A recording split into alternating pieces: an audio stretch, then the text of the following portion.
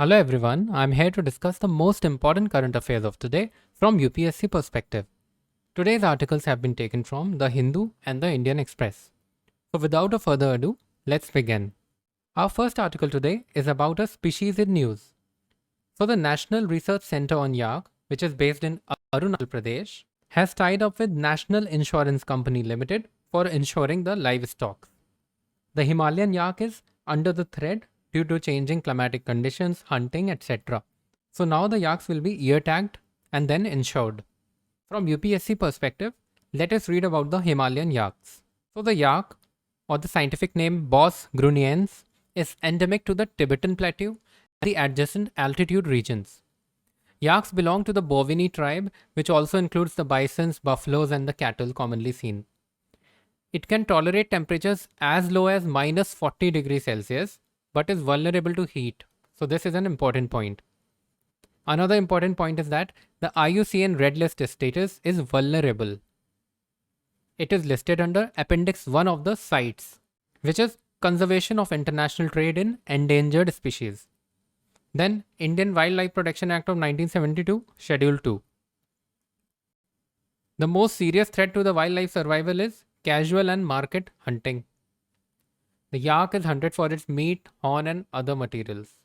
Now let us do this UPSC previous year question. Many a times questions as simple and as straightforward as these, right from the Indian map, come. So let's try this. Which one of the following pairs of states of India indicates the easternmost and westernmost state? So let's go back to the map that we saw on the first page. So you can see the easternmost is the Arunachal Pradesh. And which one is the westernmost? It is very clear, it is Gujarat. So this is our correct answer, Arunachal Pradesh and Gujarat. Then there is this clarification for yesterday's news. The article was taken from the Indian Express. The article said that cooperatives belong to the concurrent list. So the newspaper stands corrected. Cooperatives do not belong to the concurrent list. So it is a state subject. The next article is from the Environment and Ecology section. It states that 35% of the tiger ranges are outside protected areas in India. And this is a part of the report titled A Future for All, A Need for Human Wildlife Coexistence. The report is released by the WWF and the UNEP, which is the United Nations Environment Program. So the report mentions that since the tiger ranges are outside the protected areas, it is a primary cause for man-wildlife conflict. From UPSC perspective, let us read about the tiger and the various programs associated with its conservation. This is really important from UPSC point of view, Project Tiger. So it is an ongoing centrally sponsored scheme. That means there is a 60-40 contribution by center and state respectively. And in the northeastern states, it is 90-10. So it is a centrally sponsored scheme of the Ministry of Environment, Forest and Climate Change that is predictable, providing central assistance to the tiger states for tiger conservation in designated tiger reserves. The Project Tiger was launched in 1973. So in order to remember this, you can remember that the Wildlife Protection Act came in 1972. Then the Project Tiger came in 1973. Another important point is the National Tiger Conservation Authority. So the NTCA is a statutory body. That means it was established under a certain act, that is the Wildlife Protection Act of 1972.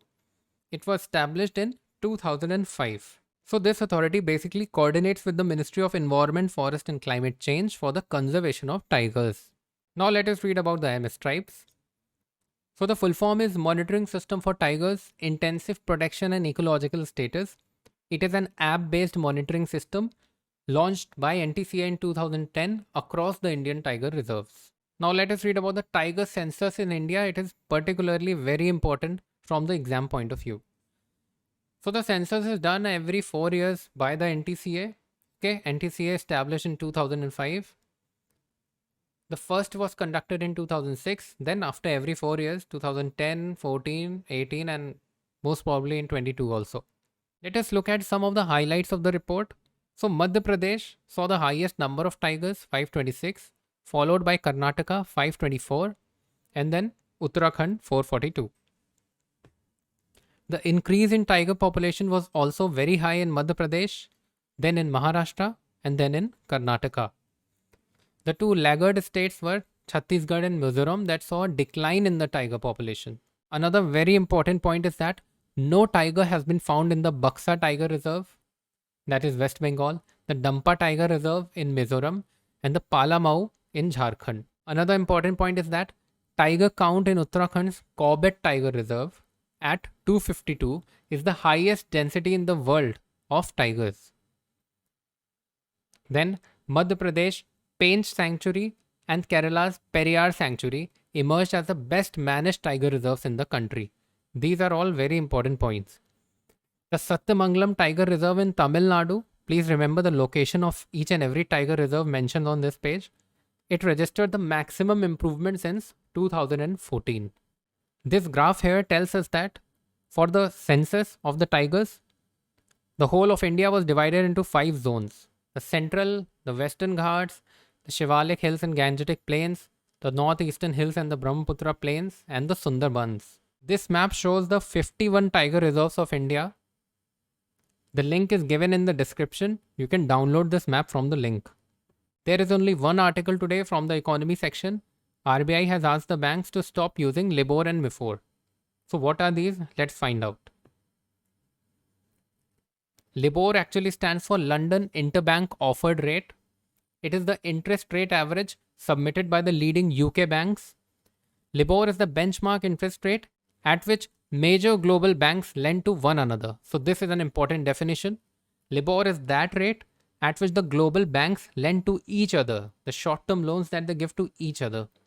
It is administered by the Intercontinental Exchange, or the IE, which asks major global banks how much they would charge other banks for short-term loans. This is very important, short-term loans. LIBOR rates will no longer be published after December 31, 2021. According to the Federal Reserve and regulators in the UK, LIBOR will be phased out by June 30, 2023 and will be replaced by the SOFR, that is Secured Overnight Financing Rate. Now India has their own MIFOR which is based on LIBOR. So once LIBOR is being phased out, then MIFOR will also have to be phased out. What is MIFOR? Just remember the full form: Mumbai Interbank Forward Offer Rate. So as I mentioned, it is a mix of the London Interbank Offered Rate LIBOR and other benchmark rates. So that was all for today's current affairs. Let's do some MCQs. Which of the following do not have IUCN status as vulnerable? The snow leopard, tiger, Himalayan yak, or the Indian rhinoceros? So the correct answer is tiger. Tigers in India are endangered species, while all the others that are mentioned here are vulnerable. The Reserve Bank of India has made it mandatory for all banks to link all new floating rate loans, that is the personal and the retail loans, loans to MSMEs, to an external benchmark. Which of the following is not an external benchmark? Options are repo rate, 3-month T-bills, 6-month T-bills, or the gold spot price. The correct answer is gold spot price. So that was all for today from my side. Do write in the comment section if you have any query regarding a particular topic. Thank you so much.